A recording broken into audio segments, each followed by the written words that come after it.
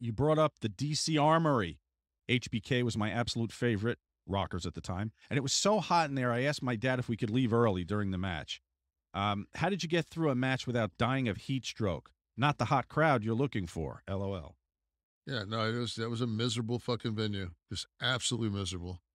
I mean, there are certain venues that just fucking I mean, you think of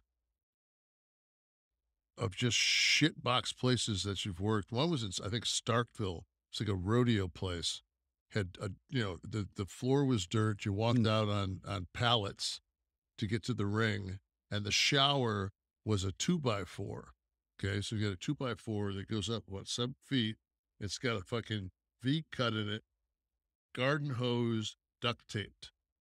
That's the fucking shower. Well, it's like Our Gang puts on a wrestling show. Yeah, exactly. Hey, we're out of money. Maybe we should have a circus.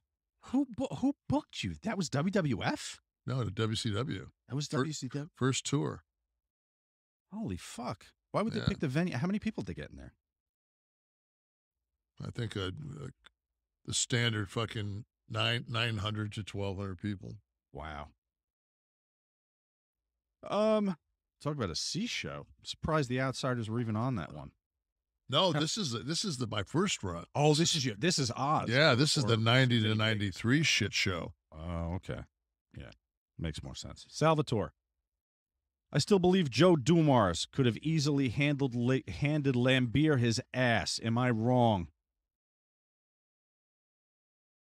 No, you're not wrong. Dumars could have took Bill Lambier? Fuck yeah. Dumars is fucking... Yeah. Yeah, Lambier was a bit of a Lambier push, grew right? up... He threw the elbows underneath, but... Lambier was the fucking only guy in the NBA whose dad made more money than him. What does dad do? His dad was some fucking CEO of, like...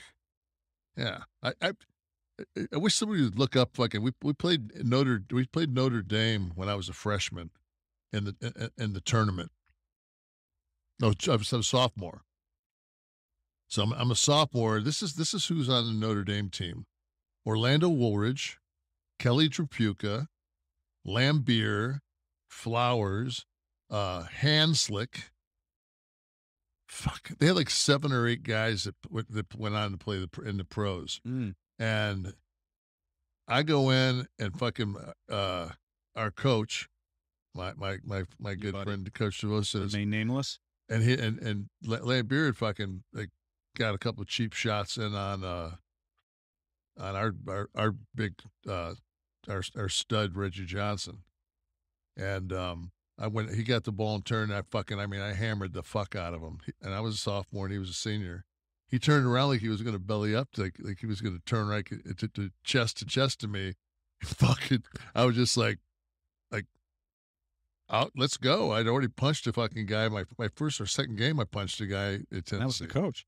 No, I punched a guy when we played San Francisco. And the guy fucking was roughing up the guys. They put me in. I fucking punched a guy in the side of the head underneath the basket.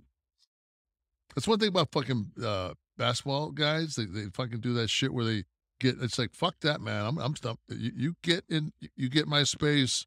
I've always been taught you can't throw a punch without moving your shoulder. If I see any fucking, because if you go to push me, that's going to go first. And I'm fucking clocking you. And I'm a lefty. So if you see that if I see any movement, fuck you're that. You're going to throw. Okay. I'm throwing. Right. That'd have been great if you had a highlight reel with you. You mean knocking that motherfucker out? Yeah, that'd been great. You, Bird, all the greats would have done it.